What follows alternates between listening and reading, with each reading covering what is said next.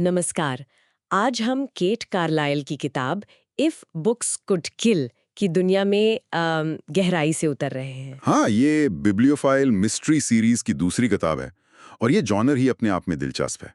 मतलब किताबों के इर्द गिर्द घूमती कहानियां। बिल्कुल। और हमारे पास इसकी काफी डिटेल समीक्षा है। तो आज का मकसद है कि इस समीक्षा के जरिए किताब के जो खास पहलू हैं उन्हें समझें। सही। कहानी क्या है, किरदार कैसे हैं, क्या चीज इसे खास बनाती है। हाँ, सोचिए, एडिनबर्ग जैसा ऐतिहासिक शहर स्कॉटलैंड में दुर्लभ किताबें और एक कत्ल। सुनने में तो काफी रोमांचक लगता है। चलिए, तो फिर इस गुत्थी को सुलझाने की कोशिश करते हैं। कहानी की शुरुआत होती है सैन फ्रांसिस्को की एक बुक बाइंडर ब्रुकलिन वेनराइट से। अच्छा। वो एडिनबर्ग पहुंचती है एक बड़े पुस्तक मेले में हिस्सा लेने। लेकिन ये सफर जल्द ही खतरनाक बन जाता है। कैसे? उसके एक एक्स बॉयफ्रेंड का वहां कत्ल हो जाता है। ओहो। और मामला तब और मतलब पेचीदा हो जाता है जब मैरी क्वीन ऑफ स्कॉट्स से जुड़ी एक एक बहुत ही विवादास्पद पांडुलिपि सामने आती है। अरे वाह! तो ये डबल मिस्ट्री हो गई एक तरह से। हाँ बिल्कुल। तो ब्रुकलिन न सिर्फ इस आज के जमाने के कत्ल की गुत्थी सुलझाने में लगती है, बल्कि वो ऐतिहासिक रहस्यों और दुर्लभ किताबों की साजिशों में भी आप कह सकते हैं फंस जाती है। अच्छा, तो ये सिर्फ एक आम मर्डर मिस्ट्री नहीं है। इसमें इतिहास, किताबें सब जुड़ा हुआ है। बिल्कुल। और यहीं पर देखिए सेटिंग बहुत मायने रखती है। एडिनबर्ग ये उन आम कॉजी मिस्ट्री वाले छोटे शांत कस्बों जैसा नहीं है। हाँ, कॉजी मिस्ट्री में तो अक्सर माहौल बड़ा शांत सा होता है। सही कहा। यहाँ एडिनबर्ग एक बड़ा ऐतिहासिक शहर है। समीक्षा कहती है कि कहानी की रफ्तार अच्छी है, तेज है, पर ऐसा नहीं कि जल्दबाजी लगे। और रहस्य का जो बेस है वो एक ऐतिहासिक दस्तावेज है। तो वो उसे एक इंटेलेक्चुअल टच देता होगा। हाँ, एक बौद्धिक गहराई मिलती है उससे। लेखिका ने वर्तमान जांच को इतिहास से बहुत अच्छे से जोड़ा है, ऐसा समीक्षा में कहा गया है। और रहस्य खुलता कैसे है? मतलब लॉजिकल लगता है। हाँ, खुलासा तार्किक लगता है। और ये बात कि कत्ल के केंद्र में कोई साहित्यिक चीज है, कोई आर्टिफैक्ट, ये इसे काफी यूनिक बनाता है। अब किरदारों पर आते हैं।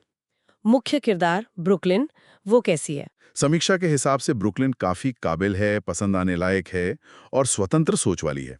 किताबों के लिए उसका जो जुनून है, खासकर दुर्लभ किताबों के लिए, वो कहानी का दिल है। हाँ कह सकते हैं। हालांकि कभी-कभी थोड़ी जल्दबाज भी लगती है।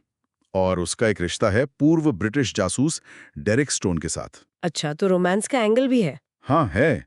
वो कहानी में थोड़ी गर्माहट और ह्यूमर भी लाता है। और बाकी के किरदार और डेरिक स्टोन के अलावा? डेरिक स्टोन तो है ही, वो टिपिकल रहस्यमयी हीरो टाइप। ब्रुकलिन का परिवार बैकग्राउंड में है। जो विक्टिम है, काइल मैकेवी, उसका चित्रण इतना अच्छा है कि उसके कत्ल से कहानी में वजन आता है। और सस्पेक्ट्स में आपको स्कॉलर्स मिलेंगे, कलेक्टर्स मिलेंगे, ईर्ष्यालु प्रेमी भी हैं। तो वो कहानी को दिलचस्प बनाते हैं। लेकिन कुछ कमी भी लगी समीक्षा में। हाँ, एक बात कही गई है कि कुछ सहायक किरदार उतने विकसित नहीं लगते जितने हो सकते थे। उनमें थोड़ी और गहराई की गुंजाइश थी शायद। अच्छा, तो क्या इससे मुख्य कहानी पर असर पड़ता है? देखिए, समीक्षा के अनुसार मुख्य रहस्य फिर भी मजबूत रहता है। कहानी अपनी पकड़ बनाए रखती है। बस ये लगता है कि कुछ किरदारों को और तराशा जा सकता था। समझ गए। और केट कार्लाइल की लिखने की शैली कैसी है? स्टाइल काफी साफ और सरल बताया गया है। कॉजी मिस्ट्री जॉनरा के लिए एकदम फिट। बुक बाइंडिंग यानी जिल्दसाजी और लिटरेचर के जो डिटेल्स हैं, वो कहानी को रियल बनाते होंगे। हाँ प्रामाणिकता लाते हैं। और एडिनबर्ग शहर का इस्तेमाल, वो तो कमाल का है। अच्छा, कैसे इस्तेमाल किया है एडिनबर्ग को? मतलब शहर सिर्फ बैकग्राउंड नहीं है। उसकी जो लिटरेरी हेरिटेज है, पुरानी लाइब्रेरियां हैं, वो गुप्त रास्ते, ये सब मिलकर एक बहुत गहरा रहस्यमय माहौल बनाते हैं। वाह! तो सेटिंग भी एक किरदार जैसी है। बिल्कुल। और ये सेटिंग कहानी के विषयों को भी उभारती है। विषय? क्या विषय हैं इसमें? अगर हम थोड़ा बड़े नजरिए से देखें, तो कहानी कुछ अहम सवाल उठाती है। जैसे ऐतिहासिक सच की कीमत क्या है?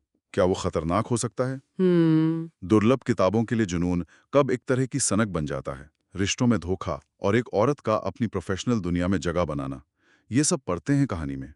काफी कुछ है सोचने को। तो इस समीक्षा के आधार पर किताब के प्लस पॉइंट्स क्या हुए? मुख्य रूप से तो यही कि प्लॉट काफी इंटेलिजेंट है, किताबों पर फोकस्ड है, नायिका काबिल है, पसंद आने लायक है, एडिनबर्ग की सेटिंग बहुत अच्छी है, और रहस्य में साहित्यिक और ऐतिहासिक परतें हैं, और एक हल्का फुल्का रोमांस है जो कहानी पर हावी नहीं होता। ठीक है।